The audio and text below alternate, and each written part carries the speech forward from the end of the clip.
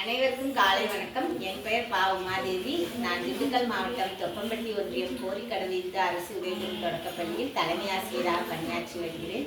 இந்த வல்லவனுக்கு புல்லும் ஆயுதம் என்ற நிகழ்வை ஏற்பாடு செய்து கொடுத்த ஆன்லைன் கல்வி ரேடியோ டீம் மற்றும் கல்வி கருத்திருந்த காமராஜர் அறக்கட்டளையினருக்கு எங்கள் பள்ளியின் சார்பாக மனமார்ந்த வாழ்த்துக்களையும் நன்றிகளையும் தெரிவித்துக் கொள்கிறேன்.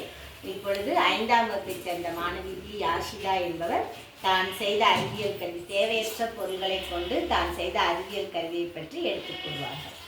அனைவருக்கும் இனிய காலை வணக்கம். என் பெயர் இ ஆஷிதா. நான் திண்டுக்கல் மாவட்டம் தொப்பம்பட்டி ஒன்றிய கோரிக்கடவு இந்து அரசு உதவி பெறும் தொடக்கப்பள்ளி 5ஆம் வகுப்பு படிக்கிறேன்.